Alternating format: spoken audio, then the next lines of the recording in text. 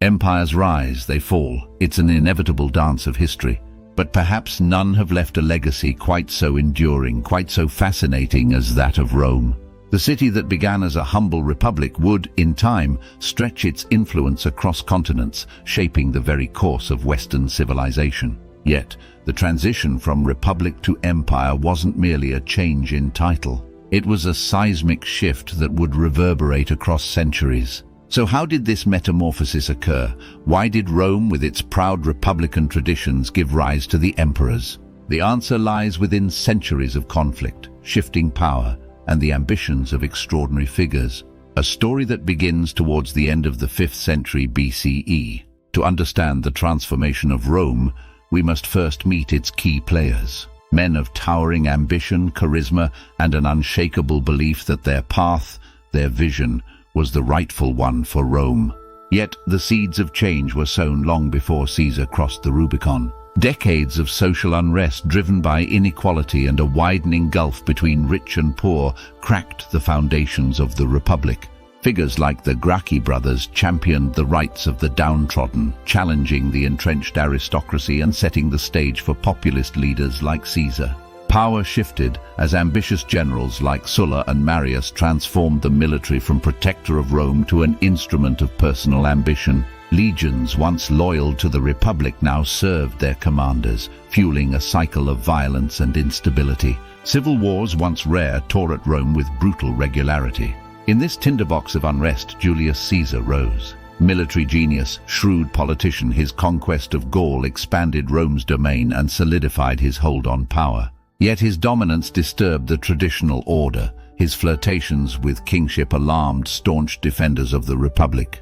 This tension would reach its deadly climax on the Ides of March 44th BCE, with Caesar's infamous assassination. Intended to preserve the Republic, his murder plunged Rome deeper into chaos. From the ashes rose Caesar's adopted heir, Octavian, cunning, ruthless, and blessed with the touch of fortune. Octavian systematically eliminated his rivals, most famously the general Mark Antony and the alluring Cleopatra. Emerging victorious, Octavian wasn't merely a conqueror, he was a political mastermind. Understanding that raw power wasn't enough, he carefully maintained the facade of the Republic, the Senate, the old titles, while concentrating the true levers of power within his own hands.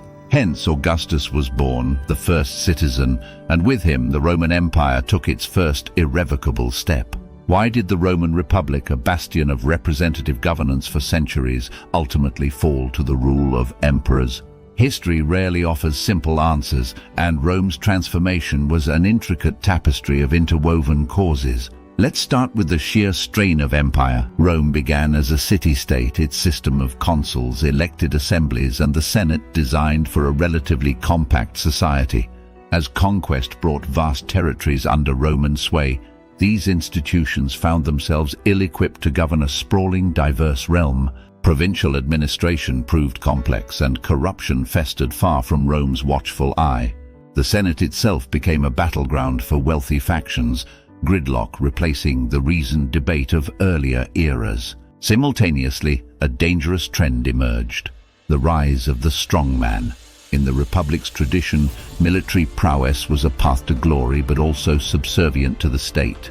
Yet, men like Marius in the late 2nd century BCE reshaped the legions, professionalizing them and making them loyal more to their commander than Rome itself. During the chaotic 1st century BCE, figures like Sulla would march these legions on Rome, using military might to seize power. The stage was set for Julius Caesar. His conquest of Gaul brought him immense popularity, but also made the Senate deeply uneasy. Their fears proved well-founded. Caesar crossed the Rubicon in 49 BCE, plunging Rome into a devastating civil war against Pompey the Great. Though Caesar was victorious, the Republic itself was a casualty. The old system shattered beyond repair. Economic inequality played an insidious role. Vast wealth poured into Rome through conquest and trade, but it was concentrated in the hands of a few. Meanwhile, the backbone of the Republic, small independent farmers, found themselves displaced by vast slave-run estates.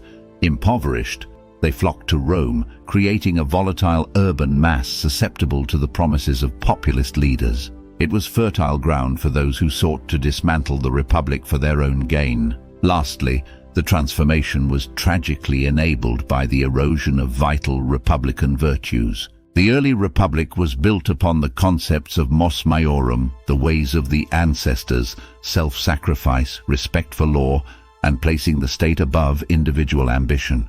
But over centuries, success bred extravagance, a thirst for luxury that corrupted Roman society. The old ideals began to fade, replaced by a hunger for personal enrichment, making it easier for the unscrupulous to turn the Republic's own mechanisms against itself. Augustus, Caesar's heir, understood this better than anyone. He cloaked his monarchical ambitions in the veil of republican tradition. The Senate remained, the titles existed, but the true power rested firmly in Augustus's hands. By the time Rome understood the trade it had made, the Republic was but a memory. An era of representative governance lasting nearly 5 centuries was replaced by an empire destined to shape history for just as long. The Roman Republic's flame may have flickered out centuries ago, but its legacy still looms large over us.